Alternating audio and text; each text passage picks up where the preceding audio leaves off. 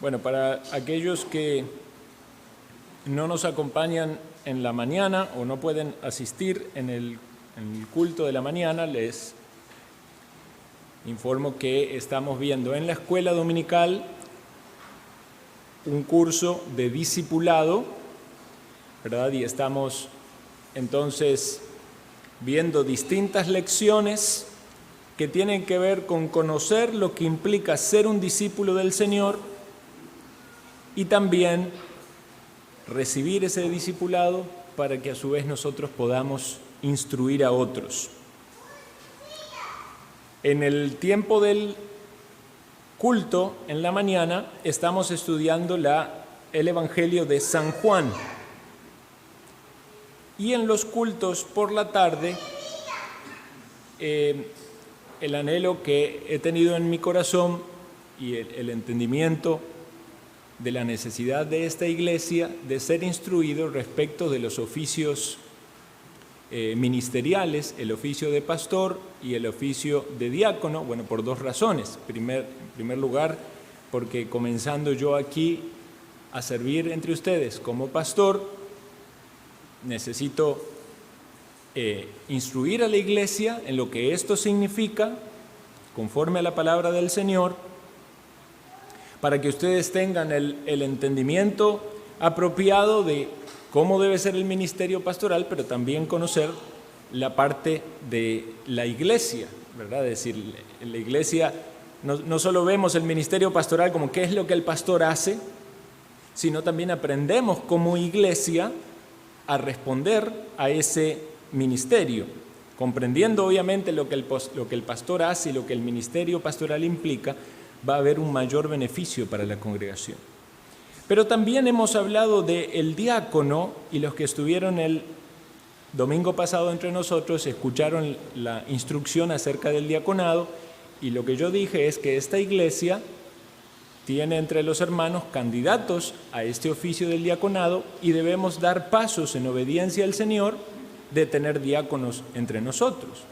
Entonces la iglesia primero debe ser instruida de cómo es el ministerio diaconal, comprender entonces la diferencia entre un pastor y un diácono, el servicio, lo que implica, porque hay mucha confusión, muchas iglesias están muy enredados en los oficios, pero si somos entonces instruidos vamos a saber cómo actuar y cómo vivir como iglesia, ¿verdad? Un hermano, dependiendo cuál es su situación o su necesidad, ¿a quién ha de acudir? ¿A un diácono o a un pastor? ¿Qué implica la función del diácono? ¿Qué implica la función? Todo eso es instrucción bíblica. Y la iglesia necesita ser instruida. Y los hermanos miembros de esta iglesia tienen un rol, una participación activa al elegir a los oficiales. En el caso mío, que estoy sirviendo aquí, no es una decisión mía solamente el haber venido, ni es una decisión de otra iglesia imponer un pastor aquí, sino que es la iglesia que solicita una persona, un hermano como pastor. Y en el caso puntual mío, yo estaba oficiando en otra iglesia como pastor, pero pudiera ser el caso de una iglesia en el cual, o Dios quiera en el futuro en esta iglesia, un hermano entre nosotros o más, que cumpliendo los requisitos y las características para ser un pastor, es propuesto, es nominado, y es la iglesia la que lo reconoce o vota, digamos, aprobándolo en ese ministerio. Obviamente el entendimiento de los miembros. Y lo mismo del diaconado. En cuanto al diaconado tenemos posibles candidatos, digamos, todavía no están confirmadas todas las candidaturas, pero lo que yo quiero que entendamos entonces es que es necesario que avancemos en estos temas de instrucción bíblica, porque esto responde a la necesidad de la iglesia y a la dirección en la cual va la iglesia. ¿Cuál es el momento en el que la iglesia está? Un momento donde recientemente ha recibido un pastor aquí, entonces es necesario conocer, comprender el ministerio pastoral y seguiremos hablando un poco más de esto, pero también es necesario conocer entonces el ministerio diaconal y eventualmente en el momento en que sea apropiado, la membresía reunida evaluará a los candidatos y se votará para confirmarlos en el servicio.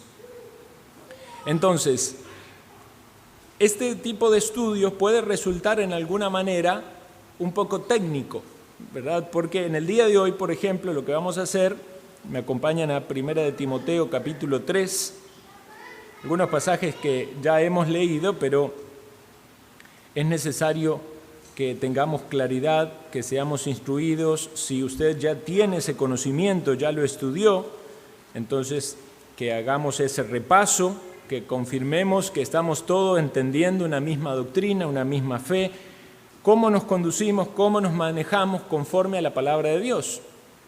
Entonces ahora vamos a hacer un repaso por las características que deben tener los oficiales de la iglesia y espero poder avanzar en estos textos, si el Señor me lo permite, podamos ver todas estas características, tanto de pastores como de diáconos, porque si hay una comprensión incorrecta de cuáles son las características, puede haber entonces o una expectativa incorrecta en cuanto al pastorado o al diaconado, o en el momento de una evaluación, evaluar incorrectamente. Y puede ser perjudicial para la iglesia, ya sea tener en el oficio pastoral o diaconal una persona que no está aprobada bíblicamente para hacerlo. Si un pastor no cumple con estas características, no debería ser pastor. Entonces debemos estudiar estas características. Si un diácono no cumple con estas características, no debería ser un diácono. También mencioné yo anteriormente, podemos irnos dentro de este marco que nos da la palabra de Dios muy hacia un lado o hacia el otro y tomar esas características y llevarlas hacia un extremo, ¿verdad? Casi como en algunas iglesias puede pasar, casi que es imposible ser pastor o ser diácono, porque esas mismas características se enseñan de una manera quizás tan estricta, ¿verdad? Que el listón de la medida de lo que eso implica, casi que tiene que ser una persona glorificada, ¿verdad? Y suele pasar en iglesias donde generalmente hay un pastor que es el que no quiere que haya ningún otro líder para manejar así la iglesia como quiere, ¿verdad? Entonces, ¿el qué va a hacer? Una vez que es pastor, va a levantar el listón tan alto que no quiere que nadie más sea autoridad. Pero la Biblia nos habla de una pluralidad en la autoridad. Ahora, también puede haber otro problema. El listón se va muy abajo. Y entonces estas características se empiezan a ver con una condescendencia tan grande que se tuercen y entonces se acepta en el pastorado una persona que no cumple. Ahora quiero, antes de pasar a la explicación, hablar de que este tema es importante no solo para los que entre nosotros quieren ser diáconos o quieren ser pastores, también lo dije recién, para la iglesia, porque la iglesia los ha de evaluar, pero creo que este es el punto más importante. Y es que estas características deberían ser características en todos creyentes, por lo menos el 95% de las características que vemos allí tienen que ver con carácter, tienen que ver con una vida piadosa, tienen que ver con un testimonio de personas que aman a Dios y se conducen conforme a los mandamientos de Dios. Entonces, cuando leemos este texto, si hacemos nuestro devocional y nos toca 1 de Timoteo 3 y estamos allí, ¿verdad? Como yo dije en algún momento, ¿qué expresa el escritor y cómo lo aplico a mi vida? ¿Qué expresa el escritor? ¿Cuáles son las características de los pastores o los diáconos? ¿Cómo lo aplico a mi vida? Y ahí no puedo, no voy a ser pastor y no soy diácono. Pero ¿cómo? ¿No es que toda la escritura es útil para instruirnos, enseñarnos, corregirnos? Entonces la pregunta es, ¿deberían ser estas características en toda persona? Obviamente tiene su adaptación, porque no estamos apuntando al oficio en sí. Digamos, por ejemplo, sabemos que las mujeres no pueden ser pastoras, ¿verdad? Porque ¿cuál es una de las características? Marido de una sola mujer. Una mujer no puede ser marido de una sola mujer, no puede ser pastora. Pero ¿cuál sería la aplicación de eso?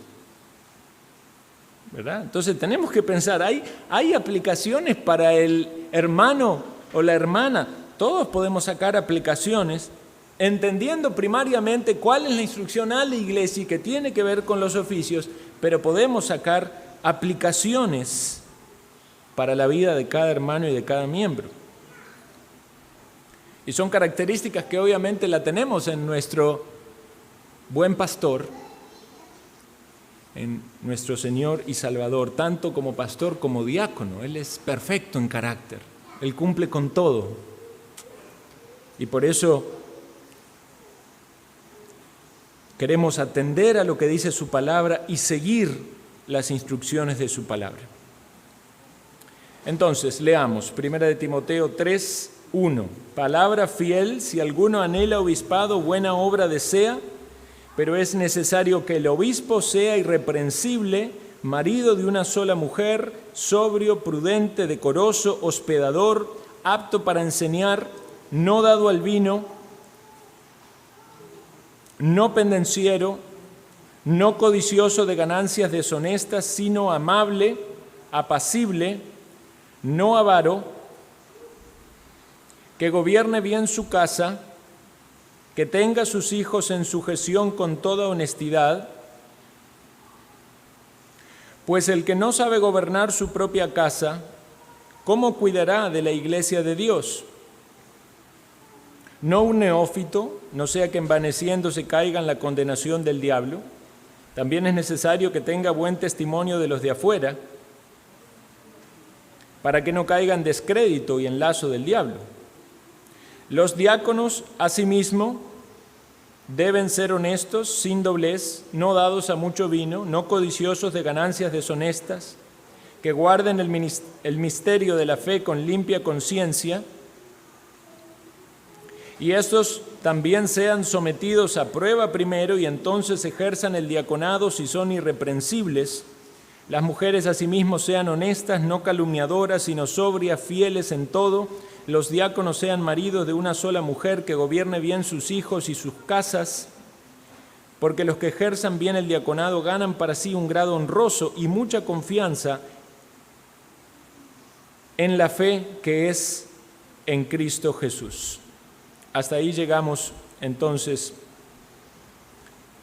en la lectura de la palabra. Entonces, si pudiéramos hacer un cuadro y hiciéramos 3 columnas, ¿verdad?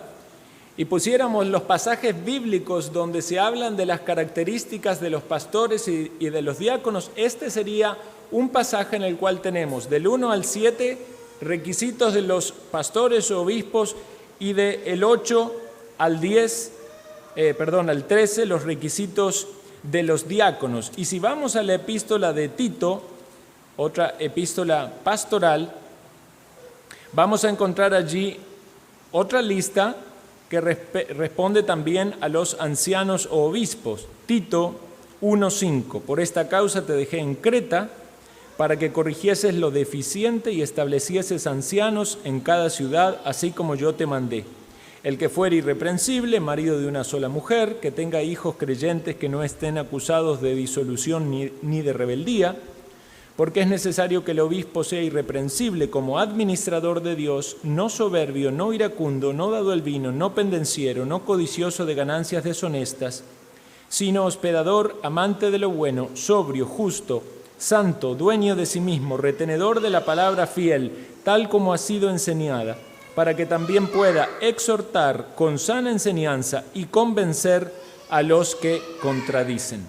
Hasta ahí entonces tenemos los 3 pasajes, los 2 pasajes. Y si entonces empezamos a unir las características y hacemos un listado, van a aparecer cerca de 20 características entre pastores y diáconos, y van a ver que hay algunas que se repiten tanto para los pastores como para los diáconos, y hay algunas que son muy parecidas. Entonces, entendámoslas, tratemos de entenderlas todas para tener claridad y que podamos avanzar con este tema puntualmente de los oficiales, pero también haciendo un análisis de nuestra propia vida, de todos, para ser también edificados así en su palabra. Entonces vamos con la número 1. Dice, es necesario que el obispo sea irreprensible. Dijimos que obispo es la palabra supervisor, pero también se utiliza para pastores y para ancianos. Es el mismo oficio con palabras distintas, pero estamos entonces hablando de la misma persona. Esta palabra irreprensible no significa que es una persona sin pecado, porque no hay personas sin pecado.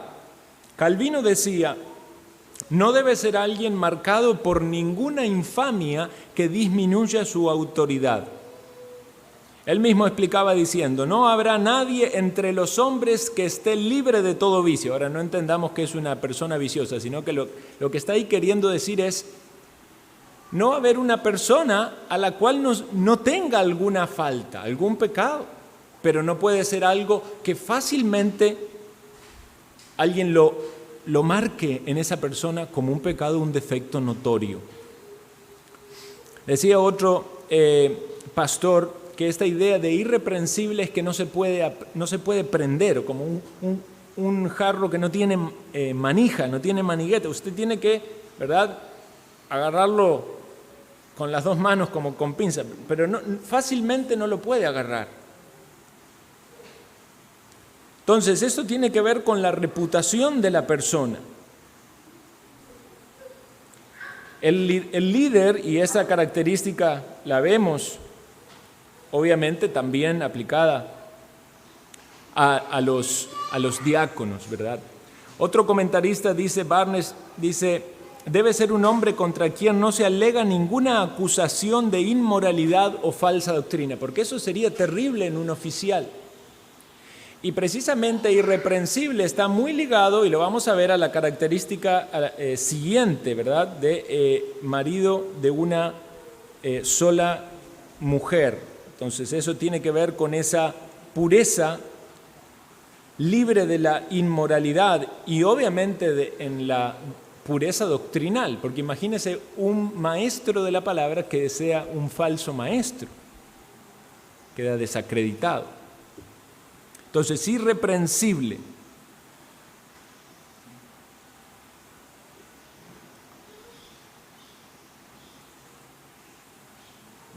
Esta palabra se usa, por ejemplo, también en Colosenses 1:22, dice: en su cuerpo de carne por medio de la muerte, para presentarnos y sin manchas e irreprensible delante de Él. Se aplica a la iglesia. Pero entendamos el concepto, no es en la evaluación o examinación una persona que no tenga pecado, pero es una persona sin algo que se lo puede marcar fácilmente. No es una persona que usted puede decir: lo que pasa es que ya esa persona es pastor, pero, y lo primero que viene a su mente es algún pecado en su conducta, en su carácter, en su doctrina. Segunda característica, marido de una sola mujer. Alexander Strauch, un pastor y autor, la liga a la característica anterior, irreprensible, y dice que obviamente está unida en cuanto a lo que implica la pureza sexual. Es irreprensible en su vida conyugal o sexual, y obviamente tiene que ver con su carácter. Pero al decir marido de una sola mujer, muchos teólogos han salido con diferentes interpretaciones. Por ejemplo, algunos hasta dijeron que debía ser pastor de una sola iglesia. No es eso lo que significa. Otros han dicho por mucho tiempo que esta característica significa que el pastor no debía ser polígamo, y hacen referencia a los patriarcas, porque ustedes saben que Abraham, ¿verdad?, Jacob, David, Salomón, muchos tuvieron muchas esposas de forma simultánea. Este fue un entendimiento por bastante tiempo entre los reformadores. Entonces decían, un pastor no puede tener más de una esposa a la vez. Decían, no puede ser polígamo. Sin embargo, debemos entender que cuando se escribe esta carta al lugar donde Tito estaba y la gran influencia del Imperio Romano, la poligamia era mal vista en el Imperio Romano, y era obvio que eso era descartado entre los creyentes. Entonces esto no significa que rechaza la poligamia. De fijo, el creyente va a tener una sola esposa, no va a tener muchas, porque entendemos cómo Dios creó, diseñó el matrimonio, ¿verdad? Y cuál es su idea acerca de la unión entre un hombre y una mujer y este reflejo que pasa de Cristo con su iglesia. Cristo no tiene muchas esposas, tiene una esposa, que es la iglesia. Y entonces nosotros entendemos que es sagrado el matrimonio, honroso sea el matrimonio y el lecho sin mancilla. Pero también otros entonces dicen, esto significa que ha tenido una sola esposa y en esta posición estaría descartando a aquellos que enviudaron y se volvieron a casar, por supuesto aquellos que se divorciaron y se volvieron a casar. Y esos temas ya son temas, ¿verdad? Un poco, principalmente el tema del divorcio, muy controversial y hay que indagar más, ¿verdad? Porque en un divorcio puede haber causas válidas o causas inválidas de una segunda nupcia. Pero entonces debemos pensar, en el caso, por ejemplo, de una persona viuda, ¿es pecado volverse a casar? Vemos ante la palabra de Dios que el que enviuda queda libre de la ley y puede volverse a casar. Eso es lo que nos dice la Escritura. No habría ningún pecado en casar porque el cónyuge murió. Entonces una persona que enviudó y se volvió a casar, de acuerdo a esa interpretación, ya no puede ser pastor. ¿Es eso lo que quiere decir la Escritura? Nosotros creemos que no es eso. Ahora voy a decir cuál es la posición que entendemos más apropiada. Es un hombre que le da exclusividad a su esposa. Y esta es la idea, marido de una sola mujer. Esta parece ser el entendimiento de la mayoría de los comentaristas eruditos de la Biblia, que entienden que no solamente significa que está casado con una mujer, sino que eso es algo que está relacionado con la irreprensibilidad anterior y va a lo profundo del corazón, y esa persona es marido de una sola mujer porque su corazón es para su esposa y para ninguna otra mujer más. Dice un pastor, anhela ser fiel a su esposa y vive una vida de pureza en torno a la relación que tiene con ella. A ella le entrega su corazón y su mente, y ninguna otra mujer capta su afecto o su atención o sus deseos. Entonces esta aplicación es incluso mucho más profunda que lo que los otros dicen. No es solo que está casado con su esposa y es fiel a ella en la relación física o externa, sino que lo es aún en su mente y en su corazón. Por eso dice la palabra, ¿verdad? Cualquiera que mire a una mujer para codiciarla ya adulteró en su corazón. Y esto es aplicable, ¿verdad?, también de las mujeres. Una mujer que emocionalmente está pensando en otro hombre que no es su esposo, está adulterando. Sinclair Ferguson, otro erudito, dice, es un hombre caracterizado por la más estricta fidelidad marital. Entonces, entendamos esto. La pureza, la irreprensibilidad en su relación matrimonial, sumamente importante en un pastor y sumamente importante en un líder en la iglesia, en un diácono. Alguien dice, ¿puede ser pastor una persona que no está casado? Bueno, algunos lo excluyen del pastorado, pero nosotros entendemos que no es una exclusión lo que vemos aquí. Entendemos que es alguien que está casado, si es marido de una sola mujer. ¿Por qué decimos esto? Porque si no, donde dice que tenga sus hijos en sujeción, excluiría también a los que están casados y no tienen hijos. Es más, excluiría a los que están casados y tienen un hijo, porque dice hijos, ¿verdad? Entonces, la condición es, si es casado, y en el momento en que se recibía esta carta era muy raro que no estuviese casado, ¿verdad? Las personas en su edad adulta, incluso antes se casaban muy jóvenes, no era ni bien visto en la sociedad donde Timoteo pastoreaba que no estuviese casado. Y vamos a considerar obviamente que va a haber ventajas en cuanto a la experiencia o en cuanto al desarrollo del carácter de tal persona si ha sido casado, pero de ninguna manera es una limitante excluyendo a los solteros, ¿verdad? Ahora, si es alguien que es soltero y desea permanecer soltero, debería asegurarse de que ese es un llamado de Dios para su vida, porque si no tiene, como dice la Escritura, don de continencia, puede ser tentado, ¿verdad? Quizás muy fuertemente y podría incurrir en pecado de índole sexual y eso sería un mal testimonio para la iglesia.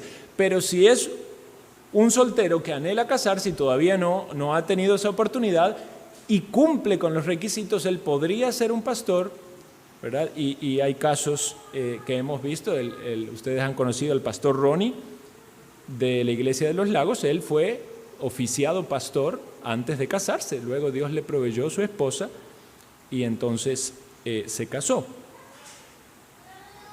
Entonces es importante entender esto para comprender correctamente lo que la palabra está diciendo. Irreprensible, marido de una sola mujer. Tercera característica, sobrio. Esta palabra, como muchas veces se conoce, ¿verdad? Una persona sobria es una persona sin vino, ¿verdad? O que no está alcoholizado. Pero esto también tiene un significado figurativo. Es la idea de la persona que es vigilante, que es templado. Apunta a alguien que es moderado, discreto, especialmente en su forma de actuar, de comer, de beber, de hablar, de moverse, en sus costumbres. Como muchas veces decimos, ¿verdad? Obviamente alguien que está bajo los efectos del alcohol no actuaría de esa manera, pero no solo se limita a alguien que no está bajo los efectos del alcohol, sino al carácter de la persona. Hay personas que no toman alcohol, pero no son sobrias en su manera de actuar. También es la idea de alguien que es vigilante, de alguien que está atento. Una persona que puede resistir la tentación, que es cuidadoso para preservar al rebaño de los problemas que puede haber. Un ministro vigilante. Siguiente palabra, prudente. Yo voy avanzando en las características de acuerdo como las tenemos aquí en el texto. En algunos lugares voy a mencionar otras de los otros pasajes. Prudente significa autocontrolado, disciplinado. Una persona que no vive por sus impulsos, sus deseos. Hay personas que son muy impulsivas y quizás alguno de ustedes se puede describir así. Vean que lo que Dios dice para un siervo del Señor es que no sea una persona muy impulsiva. También se lo puede decir a usted como un hermano en Cristo, aunque usted no vaya a ser oficial de una iglesia, pero es una característica deseable, una persona que es prudente, que es autocontrolada. Hay gente que sale a hacer compras, ¿verdad? Y si tiene la tarjeta de dinero, ¡brum! ¡Ay, es que lo vi, me gustó! Pero ¿es usted prudente? ¿Está siendo disciplinado, autocontrolado? ¿Cuántas personas luchan con la disciplina personal? Y esto, ¿saben qué se pone en evidencia muchas veces? En las disciplinas espirituales. Hablamos de las disciplinas espirituales en el curso. Falta de lectura bíblica, falta de oración, falta de asistencia a la iglesia. Por eso prudente significa alguien que gobierna bien sus pasiones, alguien que tiene una mente bien regulada, que puede ordenar sus prioridades. Hay gente que tiene las prioridades muy descontroladas, como nos dice ese maravilloso ejemplo, ¿verdad? Del frasco con las piedras grandes, las piedras medianas, las piedras pequeñitas. Si usted llena con piedras pequeñitas, después cuando quiera meter las grandes no entran. Ponga las cosas más importantes en su vida primero, las menos importantes después, y va a ver cómo esas piedras pequeñitas luego se meten y van buscando su hueco. Pero si usted invierte las prioridades en su vida, le va a quedar afuera lo más importante y no va a tener esta característica de prudencia. Eso también tiene que ver con las decisiones que usted toma. Decoroso, quinta característica. La idea de alguien decorado en primera idea puede tener que ver con el aspecto físico. Esto viene de la palabra cosmios, de la cual se deriva cosmético. Pero no es que le está pidiendo Dios que los pastores usen ropa elegante o estén bien arreglados, aunque obviamente si fuera muy desarreglado sería un mal testimonio, ¿verdad? Y hoy en día, hermanos, hasta eso, cómo la sociedad va cambiando y cómo se van perdiendo los valores, ¿verdad? Hay iglesias donde el pastor va a predicar en pantaloneta, ya en sandalias, las camisas, ¿verdad? Todas. ¿Es eso decoroso? ¿Está siendo identificado como algo en la sociedad respetable? Usted ve, digamos, si usted va a una conferencia donde hay políticos ¿cómo los ve vestidos? Debemos pensar eso. ¿Cómo nos presentamos en la iglesia del Señor? Como si realmente nos importa o no nos importa cómo es nuestra apariencia, ¿verdad? No al punto tal de llegar al otro extremo donde parece ser de que la gente va para que le vean la ropa, le vean, ¿verdad?, las joyas, ¿verdad? Eso sería otro gran pecado. Pero con humildad, con sencillez, pero queriendo ser decorosos, agradables al Señor, ¿verdad? Cuando ya desde antes en la semana, desde el sábado, ¿verdad?, las hermanas empiezan a pensar qué me voy a poner para no correr el domingo, ya tienen la ropita, ¿verdad? Digo las hermanas porque son ellas las que se quieren ver bonitas. Los hombres vamos, tomamos una camisa, ¿verdad?, y salimos. Más bien nos tienen que ayudar ellas a no ser demasiado desordenados. Pero esto tiene que ver con algo que honra a Dios, cómo es nuestra apariencia delante de las personas. ¿Acaso no habla la ropa de quiénes somos y cómo nos conducimos? Si usted va por la calle y ve a una persona toda vestida de negro y el pelo así que le cae sobre los ojos, usted dice, un pastor, un creyente, ¿verdad? Cuando las mujeres se visten con ropas sensuales. ¿Es eso lo que honra a Dios? ¿Es eso lo que le agrada al Señor? ¿No es eso más bien un pecado, un tropiezo? Por eso digo que podemos sacar aplicaciones y características, si bien estamos hablando del líder, que también tienen que ver con el rebaño. Siguiente característica, dice hospedador. Hospedador viene de una palabra griega que es filoxenos. Y esa palabra obviamente no es conocida, pero sí es conocida otra palabra que es lo opuesto, xenofobia. ¿Escuchó hablar de la xenofobia? Xenofobia es la fobia o el rechazo de los extranjeros. Eso es lo que significa xenofobia. Y filoxeno significa la amistad o el compañerismo, la recepción hacia los extranjeros. Entonces, una de las características de los pastores es que sean filoxenos, amigos de los extranjeros.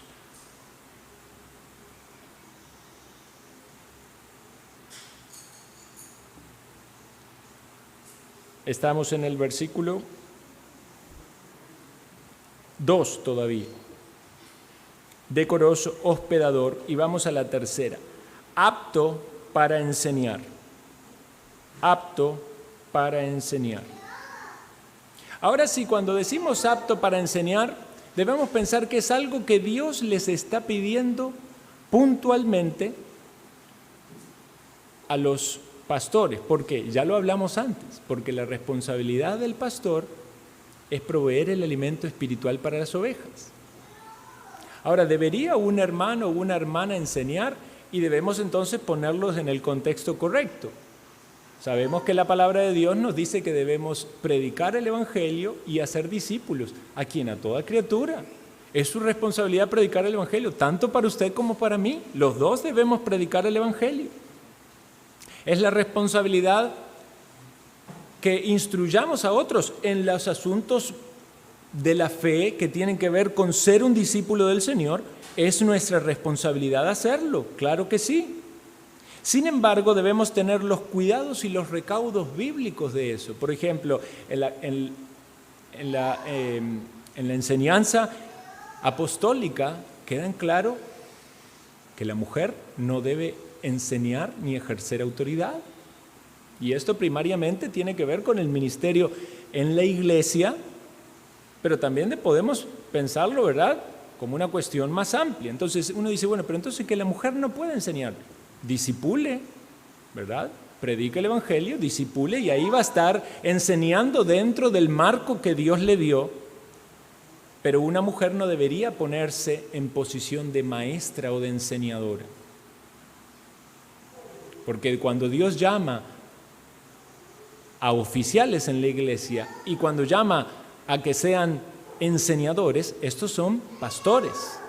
Y como bien nuestra confesión dice, no solamente está limitado a los pastores, sino que puede haber hombres dotados, reconocidos por la iglesia, para que también enseñen porque fueron capacitados con el don de enseñanza. Pero a nivel iglesia son hombres. Dice, la mujer aprenda en silencio con toda sujeción, dice la Escritura. Entonces debemos tener en cuenta eso, porque somos quizás entonces muy estrictos a la hora de ver los oficiales, pero la iglesia está entendiendo correctamente lo que significa que apto para enseñar es aquel que Dios ha llamado para esa función. Y cada uno debe ejercer su don o su capacidad dentro del marco que Dios le dio. ¿Quién es la persona más indicada para enseñar a los niños? Dios colocó madres en esos hogares. Y obviamente el padre tiene la responsabilidad principal, pero si el padre ha de salir a buscar el recurso, ¿quién es la que pasa más tiempo con los niños? Es la madre. ¿Quién puede, en el ministerio de la iglesia local, quién es que puede, quizás por sus mismas características como madre, servir en el ministerio con los niños? Son las mujeres. Y no estaría nada malo que haya hombres que se involucren y que el día de mañana tengamos en esta iglesia una escuela dominical con 50 o 100 niños.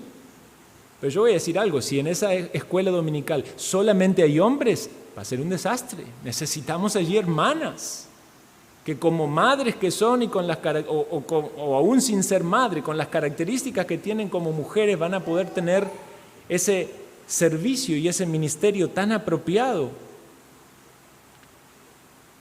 O aquellas mujeres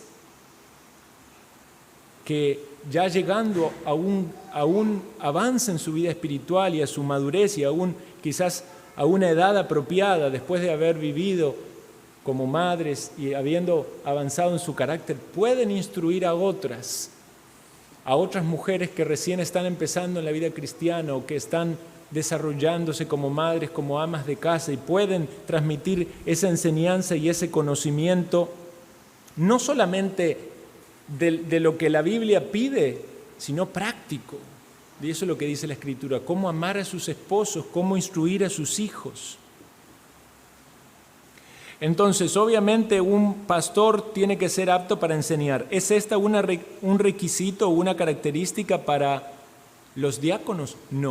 No es un requisito para los diáconos. ¿Por qué? Porque el ministerio diaconal no se enfoca en la enseñanza. ¿Sería incorrecto que un diácono enseñe? No es incorrecto. Si tiene el don para hacerlo, no es incorrecto, puede enseñar. Pero no es un requisito de lo que Dios pide de ellos. El diácono se va a enfocar en suplir a las necesidades físicas y materiales del pueblo. Versículo 3, no dado al vino. Los ancianos de la iglesia no deben tener reputación de bebedores. Sabemos que la Biblia enseña que todo tipo de embriaguez es pecado, está condenado.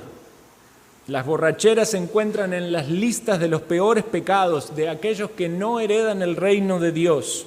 Gálatas 5, 20 en adelante, allí se menciona una de ellas. Y luego dice el apóstol, acerca de los cuales os amonesto, como ya lo he dicho antes, que los que practican tales cosas no heredarán el reino de Dios. ¿Escuchó eso, hermano?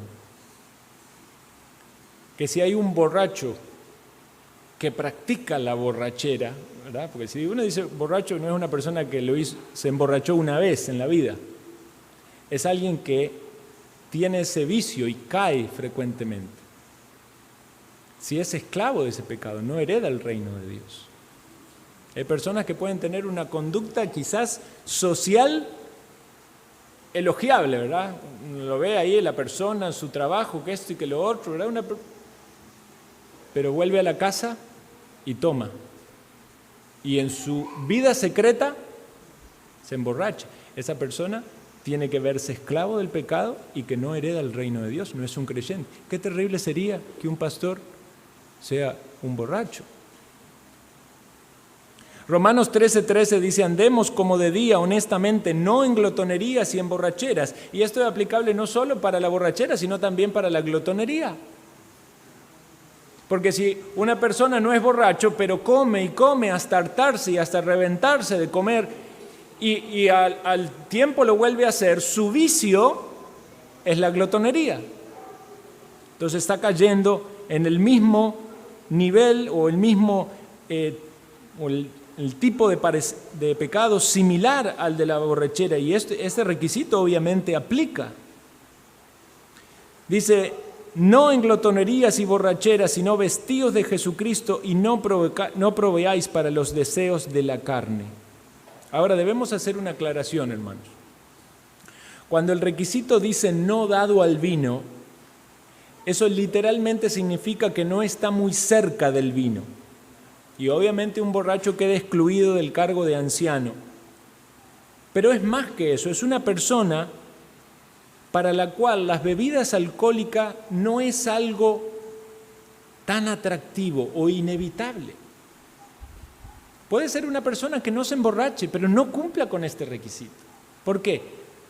Porque no puede dejar de tomar. Quizás no se emborracha, pero está dominado por esa copa de alcohol. Y si le falta, entra en ansiedad y tiene que salir con el carro a buscar su botella de vino. ¿Me explico? Entonces la persona es dada al vino. Y voy a hacer otra aclaración que también es importante, porque alguno va a decir: ¿pero cómo? No es que no debe tomar alcohol en absoluto. La Biblia no condena el uso de las bebidas alcohólicas, en tanto y en cuanto sean utilizadas de manera correcta. ¿Qué quiere decir de manera correcta? Obviamente que alguien no se va a emborrachar, y obviamente que el consumo de esa bebida no es algo que atrapa a esa persona, porque puede ser que no se emborrache, pero está atrapado. Cuando leemos en la palabra de Dios, encontramos que lo que se condena es el pecado de la borrachera, y también que haya un amor y una inclinación hacia eso que genere ese vicio o esa cercanía. Como decíamos antes, sobrio. Ahora, hay algunos que toman esta característica y la llevan al extremo y dicen: tomar vino es pecado. Pero no encontramos eso en la palabra de Dios. Tomar vino no es pecado. Jesús convirtió el agua en vino, y el que dirigía la ceremonia dijo: este es el mejor vino. Entonces no podemos nosotros poner la línea más alto de lo que Dios lo ha puesto. Y tampoco debemos ir más allá de lo que Dios va y vemos a un hermano que está tomando vino y decir: hermano, usted es un pecador, y condenarlo al infierno.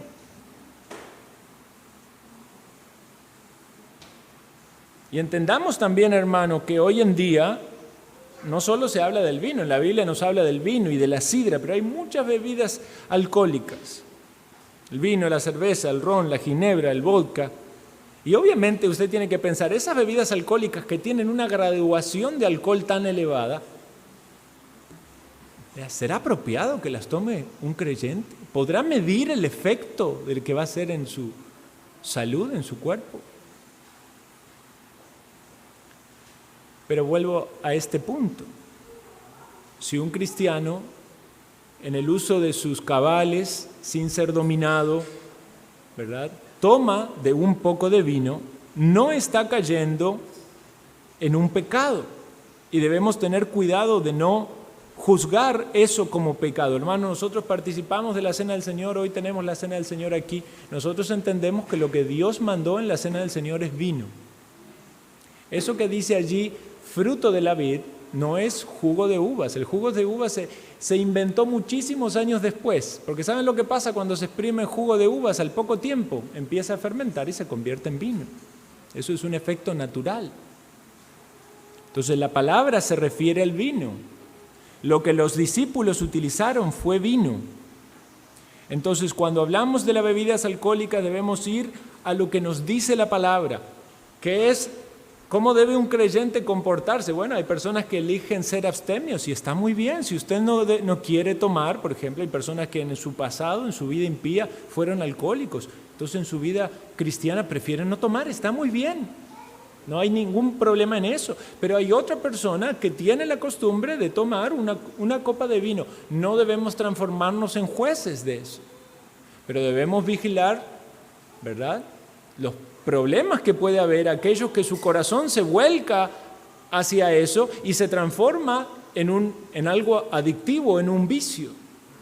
Y también esto puede aplicar con las comidas o con otras cosas. Porque al fin y al cabo esto tiene que ver con esa característica de sobriedad. ¿Qué diría usted de una persona que juega videojuegos 4 horas por día?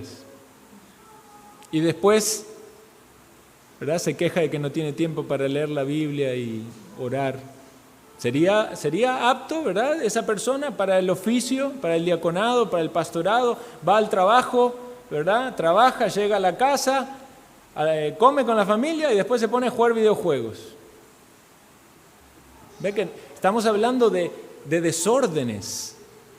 No es pecado jugar videojuegos, pero si eso te domina, estás cayendo en un pecado. Lo mismo podríamos hablar del gimnasio, del deporte y de muchas otras cosas más. Novena característica, no pendenciero. Esta característica es aquella persona, el pendenciero es aquel que está listo para dar un golpe. El pendenciero está listo, nada más algo, una chispa, algo y ¡pum!, ¿verdad? Ahora, entendámoslo también a eso figurativamente. Hay gente que no va a dar un golpe de puñetazo, pero lo va a dar con su lengua. Entonces debemos tener cuidado de la manera en la que procedemos. Muchas veces podemos caer fácilmente en discusiones, hasta en discusiones teológicas, y se enardecen los espíritus y se empieza a buscar ahí argumento tras argumento, ¿verdad? Y supuestamente tenemos que estar guiando a las personas a Cristo, pero ese tema es más importante y entonces discutimos y discutimos teológicamente en lugar de mostrar el amor cristiano y ayudar a tal persona. Ahora, habrá momentos donde la discusión por la defensa de la verdad sea apropiada, pero si eso pone en evidencia que alguien es un pendenciero, peligroso, ¿verdad? Hasta se puede ser pendencieros hoy en las redes sociales, ¿verdad? Detrás de la pantalla es más fácil discutir y argumentar. ¿Es esa una característica apropiada entre los creyentes? No codicioso de ganancias deshonestas, y esto mucho se ha hablado. Tristemente, hermanos, ¿cuántas iglesias se ven manchadas en su testimonio porque el pastor o los diáconos tienen en sus ojos el símbolo de la moneda que sea, ¿verdad? Eso es lo que les importa. Y tristemente también parece una consecuencia del pecado. A esas grandes iglesias donde están esos ministros falsos, codiciosos de ganancia deshonesta, ¿sabe quién va? Va gente codiciosa de ganancia deshonesta, porque van a esas iglesias porque ahí les hablan de prosperidad. Porque ahí les dicen que si le dan mucho al Señor, el Señor le va a devolver mucho. Ahí le dice que siembren económicamente para que el Señor le dé las inversiones, ¿verdad? Es la mejor inversión. Y no se entiende el propósito espiritual. Vean, raíz de los males, raíz de todos los males es el amor al dinero. Pero es un pecado que puede estar en un pastor, en un diácono, y es un pecado que puede estar en cualquier persona. ¿Hay en mí amor al dinero? ¿Hay en algún hermano un anhelo por una ganancia deshonesta? ¿Qué es una ganancia deshonesta? Y algo que usted no hace bien en su labor, en su trabajo. Usted tiene un trabajo y usted, como dicen algunos, la lleva al suave, ¿verdad? Eso es casi que es un estándar, sobre todo en muchos ambientes, ¿verdad? En algunos ambientes gubernamentales, hay que hacer lo menos posible. ¿Está glorificando a Dios con su trabajo? Como un pastor, ¿verdad? Es pastor, predica ahí el domingo, ¿verdad? Se va toda la semana de paseo ahí, disfrutar. ¿Es eso un trabajo que honra a Dios? No codiciosos de ganancia deshonesta, no es solo no robar, es dedicarse a la labor que Dios le ha mandado para honrar a Dios con esa labor. Y obviamente queda desechado todo aquel que quiera tener dinero que no le corresponde, dinero sucio. Piense usted tan solo cuántos religiosos, curas, sacerdotes, obispos, pastores, si tan solo no tuvieran los recursos que les proveen sus religiones, dejarían automáticamente el servicio. Pero ¿qué decía el apóstol Pablo? Estas manos me han servido aún para mis necesidades y las que están conmigo. Y hermano, no es que un pastor no sea digno de tenerlo sustento para que se dedique a su labor. El apóstol Pablo enseña de eso. Pero es que muchas veces eso se tuerce, ¿verdad? Y entonces pasa a ser como una imposición. Decía, no, si no me dan dinerito yo no hago nada, ¿verdad? Profesional. En Latinoamérica muchos pastores van a tener que trabajar. Muchas iglesias no tienen los recursos suficientes y sería buenísimo que la iglesia crezca y que haya una membresía grande y que haya un compromiso grande y, como hablábamos hoy, un corazón grande para dar al Señor lo que le corresponde y que se puedan sustentar varios pastores o enviar misioneros a otros lugares o a otros países. Pero si las condiciones no están, el obrero de Dios ha de dar su mejor esfuerzo por servir independientemente de eso. Dice la Escritura, pero gran ganancia es la piedad acompañada de contentamiento. Porque nada hemos traído a este mundo y sin duda nada podemos sacar. Así que teniendo sustento y abrigo, estemos contentos. ¿Está contento usted, hermano y hermana, con lo que tiene? Importante eso. El Señor nos provee muchas cosas. Habrá momentos de necesidad, habrá momentos difíciles que no hay trabajo. Los hermanos nos unimos, oramos por eso, proveemos para los que están en necesidad. Algunas veces nos puede tocar a nosotros, algunas veces a otros. Entonces, cuando recibimos esa bendición, después también queremos ayudar a otros. La iglesia de Dios se mandaba ofrendas de unas iglesias a otras, ¿verdad? Los santos de Macedonia, la iglesia en Jerusalén. Nosotros aquí recibimos ofrendas de iglesias en Estados Unidos, de iglesias aquí en Costa Rica. Es una muestra del amor de los hermanos para decir, esta iglesia tiene que crecer, esta iglesia tiene que tener un ministro, esta iglesia tiene que ganar a otros para el Evangelio. Entonces esto tiene un entendimiento correcto y debe ser pensado de esta manera. Entonces, el pastor es una persona que no es codicioso de ganancias honestas. Yo no lo veo al pastor como alguien que está por dinero y se desvíe por el dinero. Pero no solo eso, los hermanos también son así. No aman el dinero, son personas entregadas al Señor, desprendidas de sus recursos. No son ambiciones solamente materiales. ¿Por qué? Porque el reino de Dios está en su corazón y eso es lo que quieren hacer y quieren lograr. Extender el reino de Dios. 10ª característica, dice amable. Amable describe a una persona gentil. Y ustedes saben que gentiles, de ahí deriva la palabra gentilicio, ¿verdad? Gentiles se decía a los que no eran judíos. Entonces se habla de gentil como alguien que es amable.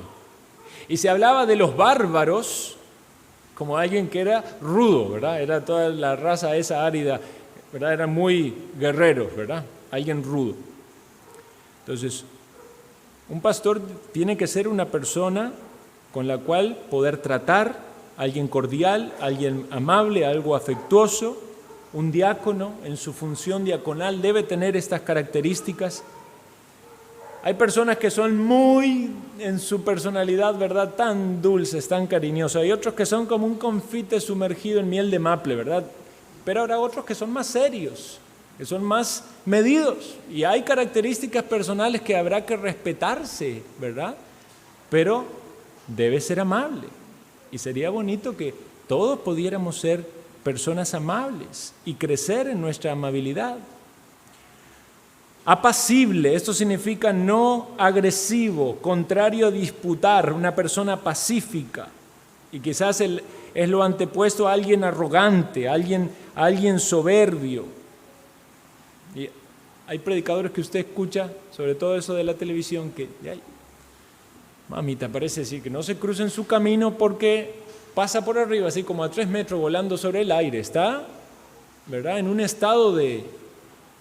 Y grita y está superado. Una arrogancia, una altivez. ¿Ese es el ejemplo del carácter de Cristo? ¿De un pastor? ¿De un anciano? No avaro, vean, otras que se suma a lo que habíamos dicho antes. Voy a aclarar la pronunciación de esta palabra porque se suele pronunciar muy mal. Es avaro, no avaro. Repítalo para aprenderlo bien. Avaro, ¿verdad? No tiene acento en la avaro. Es una persona que no quiere acumular y acumular para sí, es desprendido. Hoy hablábamos de la ofrenda, ¿verdad? Es dar de corazón al Señor, no con tristeza, ¿verdad?, no llorando cada vez que damos, ni por necesidad. Voy a dar porque el Señor me va a dar.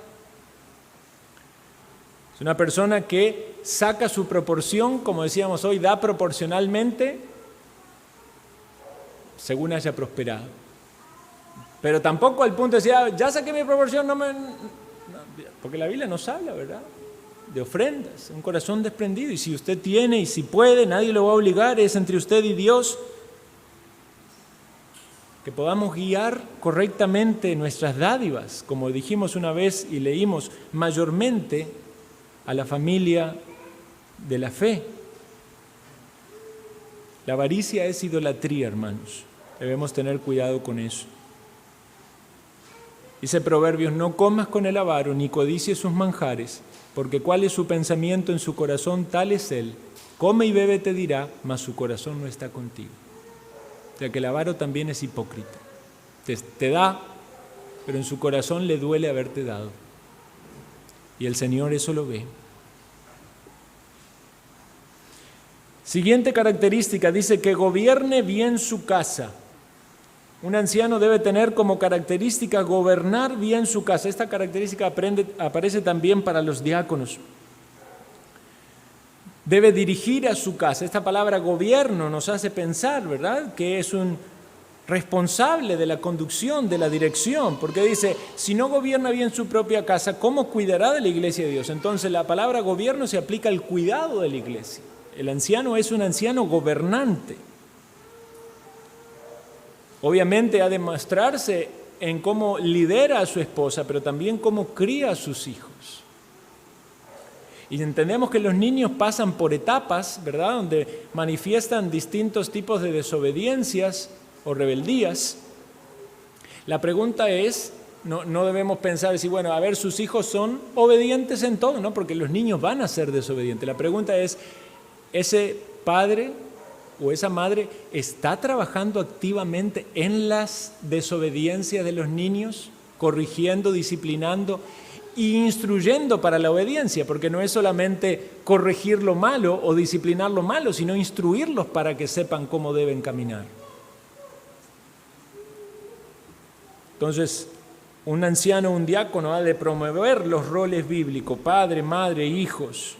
Ha de proveer para sus necesidades físicas o espirituales. Hay veces que alguien puede estar tan metido en la iglesia que su familia está abandonada.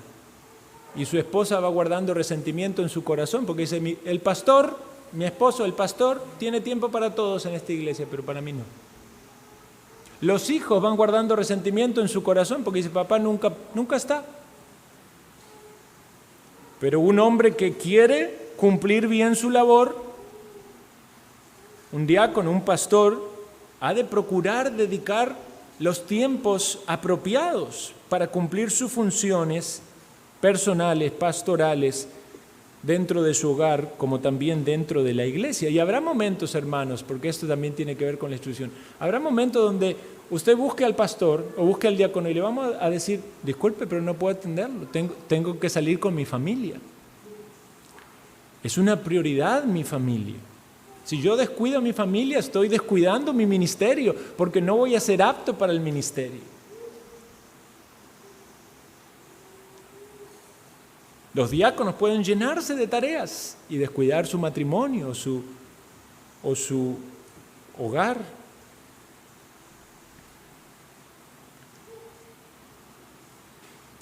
Entonces veamos que hay una gran responsabilidad en el carácter de las personas. ¿Cómo es la vida en el hogar de ese pastor o de ese diácono? Es todo ahí peleas, desorden, confusión. ¿Puede ser un pastor así? ¿Un diácono que no guía bien su hogar? Que hacer un autoexamen. Ahora, ¿qué pasa cuando dice en Tito que el anciano debe tener hijos creyentes? ¿Significa que si sus hijos no son creyentes, entonces no puede ser anciano? Yo tengo hijos impíos, ¿verdad? Todos los que tenemos niños pequeños aquí no son creyentes. El entendimiento correcto es que si esos hijos son creyentes, ha de comprenderse entonces que si llegan a una edad donde ya sus cabales pueden comprender el Evangelio y responden a él, si dicen ser creyentes, no sean acusados de rebeldía o de solución. ¿Dónde está el hijo del pastor? Ahí está. Y es creyente, sí, es miembro de la iglesia, se bautizó. Está. ¿Y por qué se maneja así, se conduce así? ¿Por qué anda hablando de esa manera? ¿Por qué anda con esos compañeros? ¿Por qué publica esas cosas en las redes? ¿Me explico? O sea, si dice ser creyente, ha de tener un testimonio de creyente como cualquier otro hermano en la iglesia conduciéndose correctamente. Y si no está de acuerdo a vivir el testimonio de creyente que implica el compromiso de la membresía, ya el pastor también tiene que pensar esto. Bueno, mientras estés bajo mi techo, o el diácono, ¿verdad? Porque aplica, mientras estés bajo mi techo, estas son las normas del hogar. Mientras estés bajo mi autoridad, sos menor de edad, estas son las normas del hogar. Has de cumplir con las normas del hogar. En esta casa se ora al Señor, se tiene devocionales, se honra al Señor y nos conducimos de esta manera. Cuando los hijos ya quieren ser independientes, tienen su trabajo, sus cosas y empiezan con rebeldías, ¿es correcto entonces que el padre o la madre chineen ese pecado y ese mal comportamiento? ¿No debe el padre y la madre marcar el límite y decir, vea, con mucho dolor en mi corazón, hijo mío, pero si usted no está dispuesto a cumplir con las normas de este hogar que glorifican al Señor, usted tendrá que tomar sus responsabilidades como persona adulta en este mundo y cubrir sus gastos y salir de este hogar?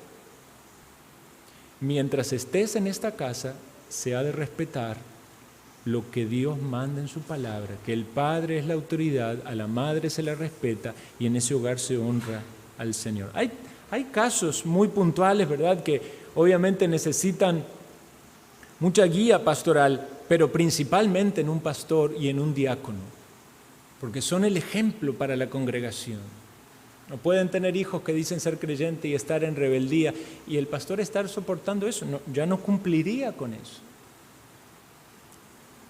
No un neófito, característica número 15, no un recién convertido, porque si una persona recién convertida o, agrego, nuevo en la fe o en la doctrina, quizás no es convertido, se convirtió hace 20 años, pero vino al entendimiento doctrinal hace muy poco tiempo, cambió muchísimas cosas en su doctrina y en su práctica religiosa, entonces puede también ser un neófito aun cuando tenga muchos años de decir haber conocido la fe. Es una persona que todavía no tiene la madurez espiritual para poder guiar a otros. Todavía necesita aprender, necesita crecer, porque dice que si es un neófito se va a envanecer y va a caer en lazo del diablo. Y el lazo del diablo es el pecado del diablo, la arrogancia del diablo. Por eso dice el pastor John MacArthur, colocar a un creyente inmaduro o nuevo en una posición de autoridad equivale a tentarlo con el orgullo. Por eso dice también otro pasaje, no impongan las manos con ligereza. Característica número 16 dice que tenga buen testimonio de los de afuera. Los de afuera son los incrédulos. Cuando en la iglesia recibimos un miembro, nosotros hacemos una investigación, ¿verdad? Básica, ¿verdad? Tampoco es que somos detectives, pero preguntamos a la membresía, ¿usted cree que la persona que va a ser miembro de la iglesia es un verdadero creyente? Algunas veces queremos hablar con los familiares, ¿verdad? Puede pasar el caso de llamamos a un familiar y dice, vea, tal persona, fulanito, fulanita, se quieren hacer miembro de la iglesia. ¡Uy, esa es la persona que así y así, ¿verdad? Y todo el prontuario de sus malos testimonios. O que en su trabajo es una persona deshonesta. Debemos cuidar la membresía de la iglesia local. Pero ¿cuánto más entonces de un ministro? ¿Cuánto más de un diácono que ha de estar expuesto allí a los demás? Si no tiene un buen testimonio de conducirse correctamente, eso sería terrible para la iglesia local.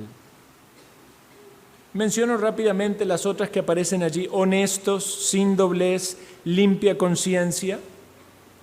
En el rubro de los diáconos, honesto significa honorable. Una persona que se conduce obviamente con transparencia, sobre todo por lo que tiene que ver la rendición de cuenta. Sin doblez significa que no tiene doble lengua o doble mensaje, ¿verdad? Habla una cosa con uno y habla una cosa con otro, eso sería también falta de sinceridad. Limpia conciencia, esto es importante, hermanos. Una persona que puede servir con una limpia conciencia. Toma ese oficio reconociendo la necesidad que tiene de sabiduría del Señor, reconociendo quizás sus defectos, sus faltas, pero sabiendo que Dios lo está poniendo allí y cumple con las características que Dios pide de ese requisito. Si hay alguien que está pensando en todo lo que no cumple y voluntariamente acepta un oficio, no estaría haciéndolo con una limpia conciencia.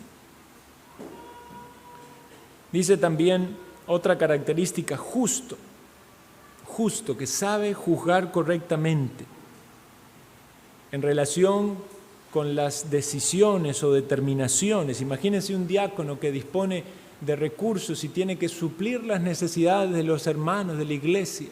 Qué importante es que sepa tener una idea correcta de la justicia al tratar con las personas, que no discrimina a uno, que no favorece a otros.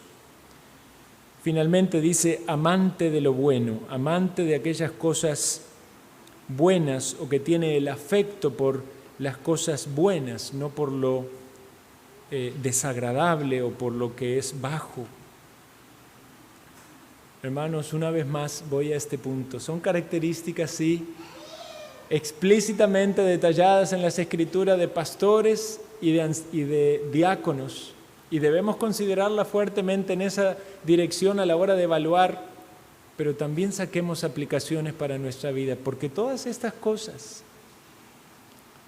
son cosas que debe anhelar nuestro corazón. Cuando viene una persona a Cristo, usted lo ve que como que todavía llega a la iglesia, se convirtió, pero todavía hay tanto que arrastra del mundo.